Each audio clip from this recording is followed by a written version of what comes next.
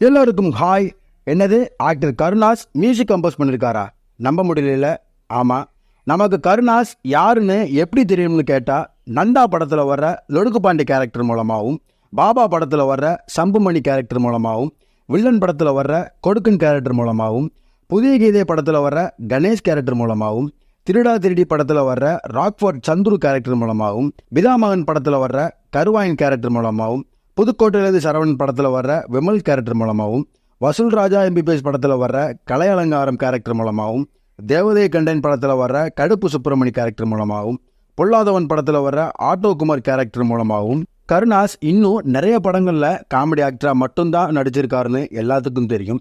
இன்னும் ஒரு படி மேலே கருணாஸ் ஹீரோவாகவும் ஒரு சில படங்களில் நடிச்சிருக்காருன்னு கூட எல்லாத்துக்கும் தெரியும்.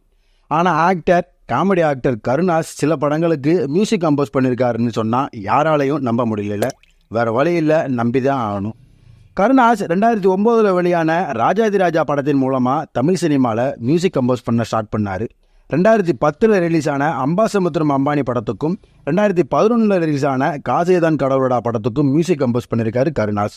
இன்னும் சொல்லணும்னா 2016 ரிலீஸ் ஆன பகிரி படத்துக்கு சாங்ஸ் மட்டும் கம்போஸ் பண்ணியிருக்காரு கருணாஸ். ரொம்ப ஹிட்டான இந்த பாடலுக்கு கூட கருணாஸ் தான் மியூசிக் கம்போஸ் பண்ணாராம். இந்த சாங் பட்டி தொட்டி எல்லாம் சும்மா தெரிச்சிச்சு. ஒரு ஆக்டராக, ஒரு காமெடி ஆக்டராக, ஏன் மியூசிக் கம்போசராக கூட கருணாஸை பார்த்தாச்சு. அவர் இன்னும் நிறைய ஹிட் சாங்ஸை தன்னோட ஓன் வாய்ஸில் பாடியிருக்காரு. அது எல்லாமே ஹிட் சாங்கும் ஆயிருக்கு. ஸோ இந்த கருணாஸ் நம்ம 90s கிட்ஸுக்கெலாம் பிடிச்ச கருணாஸ் ஒரு ஆக்டராக, ஒரு காமெடி ஆக்டராக, ஒரு மியூசிக் டைரக்டராக, ஒரு ப்ரொடியூசராக பார்த்தாச்சு. ஏன் பாப்புலரான பொலிட்டிஷியனாக கூட பார்த்தாச்சு. இந்த வீடியோ பிடிச்சிருந்தா லைக் பண்ணுங்கள். ஆக்டர் கருணாஸ் மியூசிக் டைரக்டர்லாம் கிடையாதப்பான்னு சொல்கிற உங்கள் ஃப்ரெண்ட்ஸ் எல்லாத்துக்கும் இந்த வீடியோவை ஷேர் பண்ணுங்கள். அடுத்து ஒரு இன்ட்ரெஸ்டிங்கான வீடியோவில் நான் உங்களை சந்திக்கிறேன். Until then, by.